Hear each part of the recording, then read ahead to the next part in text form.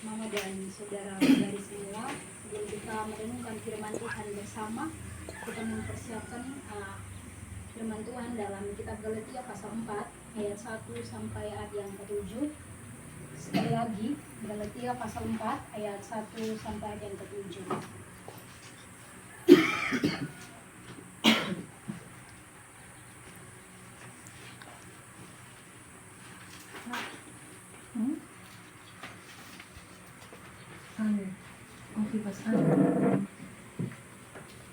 Mabuto ako son. Buto para yang di atas minggu. Maaf, saya kertas-kertas yang terbang. Sebelum kita merenungkan firman Tuhan, mari kita tenang dan kita berdoa. Bapa di surga, kami terbatas dalam mengartikan firman-Mu, dalam menafsirkan firman-Mu. Untuk itu kami minta pertolongan dari Roh-Mu Bapa, mampukan kami untuk mengartikan firman-Mu, serta ajar kami untuk melakukan firman-Mu dalam hidup kami. Hanya di dalam nama Tuhan Yesus kami telah berdoa. Di bawah perikop tak ada lagi perhambaan. Yang dimaksud ialah selama seorang ahli waris belum akal balik, sedikit pun ia tidak berbeda dengan seorang hamba. Sungguh pun ia adalah Tuhan dari segala sesuatu, tetapi ia berada di bawah perwalian dan pengawasan sampai pada saat yang telah ditentukan oleh Bapanya. Demikian pula kita, selama kita belum akal balik, kita takut juga kepada roh-roh dunia. Tetapi setelah genap waktunya, maka Allah mengutus anaknya yang lahir dari seorang perempuan dan takluk kepada hukum Taurat. Ia diutus untuk menebus mereka yang takluk kepada hukum Taurat, supaya kita diterima dan kita diterima menjadi anak. Dan karena kamu adalah anak, maka Allah telah menyuruh roh anaknya ke dalam hati kita yang berseru, ya Abba, ya Bapa. Jadi kamu bukan lagi hamba, melainkan anak. Jikalau kamu anak, maka kamu juga adalah ahli waris oleh Allah. Yang dikatakan berbahagia adalah kita setiap anak-anak Tuhan yang tidak saja kita mendengarkan firman Tuhan, tetapi mau melakukan dalam hidup kita. Maranatha. Maranatha, Maranatha, Maranatha.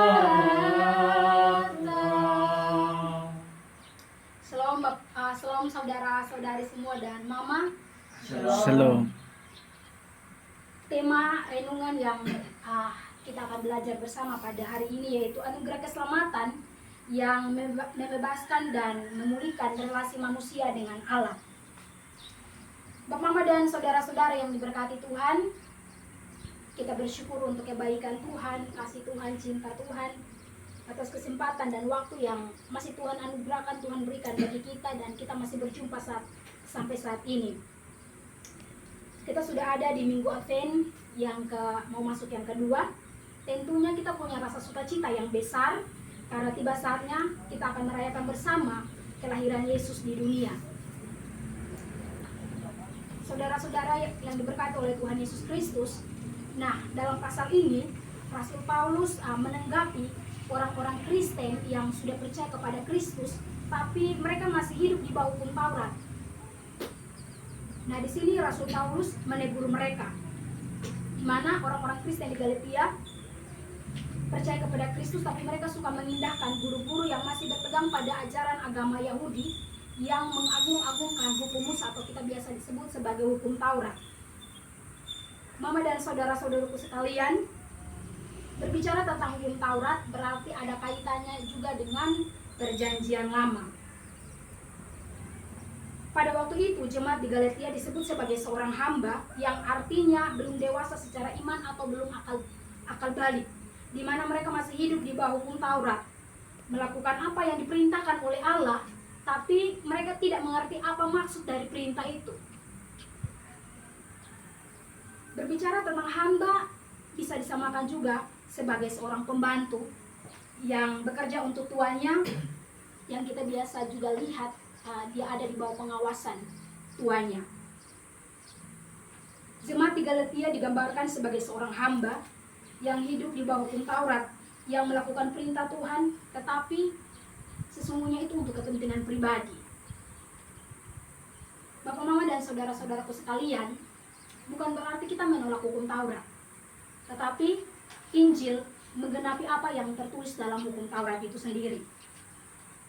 Sehingga pada waktunya, waktu yang ditentukan oleh Bapa yang kita akan merayakan bersama pada tanggal 24 dan 25 Desember ini, di mana waktu itulah Allah menetapkan dan Allah merencanakan sesuatu hal yang agung bagi dunia, di mana seorang perempuan akan melahirkan seorang anak laki-laki untuk datang ke dunia menjadi penebus dan penolong bagi setiap umat-umat Tuhan yang ada di dunia. Jemaat Tuhan yang diberkati, dia datang yang kita akan rayakan pada tanggal 24 dan 25. Dia adalah benar-benar Allah yang menjadi manusia demi kita manusia. Dan dia adalah Tuhan dari segala makhluk yang telah tunduk menjadi sama dengan kita. Dan dia adalah Tuhan dari segala makhluk, segala ciptaan yang ada di muka bumi ini. Dan dari tujuan agung ini adalah satu-satu tujuannya adalah untuk menebus mereka yang takluk kepada hukum Musa atau hukum Taurat, yaitu untuk menyelamatkan kita dari kuk yang begitu berat.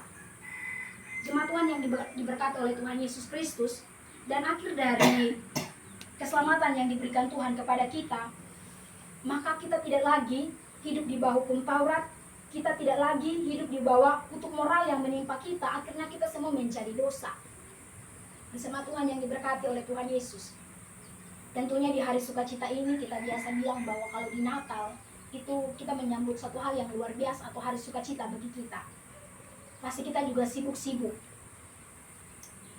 Sehingga apa yang kita persiapkan untuk menyambut kelahiran Tuhan Yesus?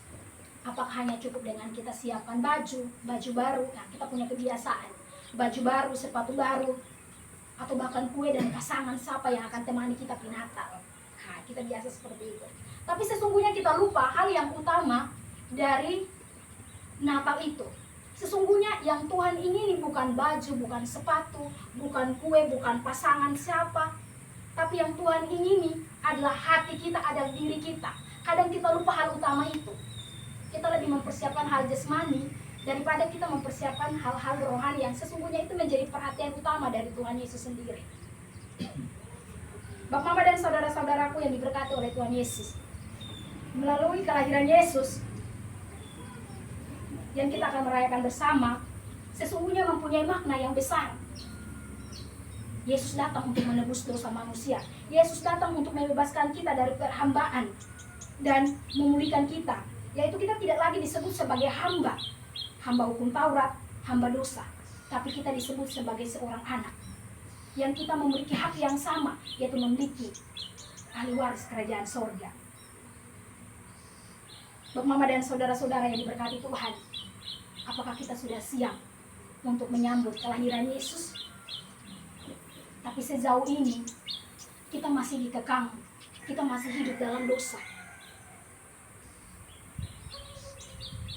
Jemaat Tuhan yang diberkati oleh Tuhan Yesus, Yesus datang untuk memulihkan kita, memberikan terang dalam kegelapan, memberikan harapan baru bagi kita. Setiap tahun kita merayakan Natal, tapi sesungguhnya yang kita lihat dalam kehidupan kita sehari-hari, kita masih diperhambakan dengan dosa. Dosa seperti apa? Dosa kecemburuan, dosa perselingkuhan, dosa ketidakadilan, dosa mengambil hak orang, suka mabuk-mabukan, pembunuhan, perzinahan, pergaulan yang bebas, bahkan tidur dalam kebencian. Sehingga di mana makna Natal itu bagi kita? Makna Natal bagi kita apa? Kalau kita masih hidup dalam dosa. Mama dan saudara-saudaraku yang diberkati oleh Tuhan Yesus, sesungguhnya tujuan dari Allah mengutus anaknya ialah untuk membebaskan kita dari dosa, membebaskan kita dari hukum Taurat. Kita tidak lagi diperhambakan oleh dosa, kita tidak lagi diperhambakan oleh hukum Taurat, tetapi kita mendapat kebebasan dari Allah untuk hidup lebih baik, sehingga hubungan kita dengan Allah, relasi kita dengan Allah semakin erat. Kita tidak lagi berjumpa dengan Allah seperti dalam perjanjian lama. Berjumpa dengan Allah harus melalui perantaraan imam. Tapi sekarang kita bisa berjumpa dengan Allah melalui apa saja. Secara pribadi kita berjumpa dengan Allah. Bahkan di sini kita berbicara dengan Allah seperti Bapa dan seperti anak. Jemaat Tuhan yang diberkati oleh Tuhan Yesus Kristus, saya mengajak kita semua untuk kita merefleksikan ke depan tentang kelahiran Yesus kembali. Jemaat Tuhan yang diberkati, pernah tidak kita dengar, kita lihat tentang seorang anak yang lahir di kandang binatang? Atau pernah tidak kita lihat, kita dengar tentang seorang anak yang lahir dan dibaringkan, ditempatkan di palungan binatang? Pernah tidak kita lihat, kita dengar hal itu? Tentunya tidak. Bahkan itu mungkin cukup jarang lah. Jemaat Tuhan yang diberkati oleh Tuhan Yesus, sungguh sangat luar biasa. Dan itu cara yang dilakukan oleh Allah. Sesungguhnya apa yang dilakukan oleh Allah di luar dari nalar manusia, sehingga manusia menolak Allah. Kenapa? Yesus sebagai juru selamat, sebagai penolong, sebagai raja, lahir di kandang domba, lahir di kandang binatang. Jemaat Tuhan yang diberkati oleh Tuhan Yesus Kristus, apakah kelahiran Yesus ini penting bagi kita? Sekali lagi, apa yang kita siapkan untuk menyambut kelahiran Yesus? Apakah kita hanya menyiapkan hal-hal jasmani? Jemaat Tuhan yang diberkati oleh Tuhan Yesus, sesungguhnya kedatangan Tuhan dapat memutuskan kita dari dosa. Dosa tidak menguasai kita, sebab terang yang sesungguhnya akan menerangi kegelapan itu. Kita tidak lagi hidup di bawah hukum Taurat, sebab Injil telah menggenapi kebenaran Allah. Injil sebagai salah satu jalan kita berjumpa dan kita mengenal Tritunggal. Kita tidak sekedar mengenal Bapa sebagai Allah dalam perjanjian lama, tapi melalui Injil kita belajar, kita mengenal Tritunggal itu. Kita mengenal Bapa, Anak, dan Roh Kudus. Jemaat Tuhan yang diberkati oleh Tuhan, dalam mempersiapkan diri untuk menyambut kelahiran Yesus, apa harapan kita? Apakah kita mau tetap hidup dalam dosa? Apakah kita mau untuk diperhambakan oleh dosa?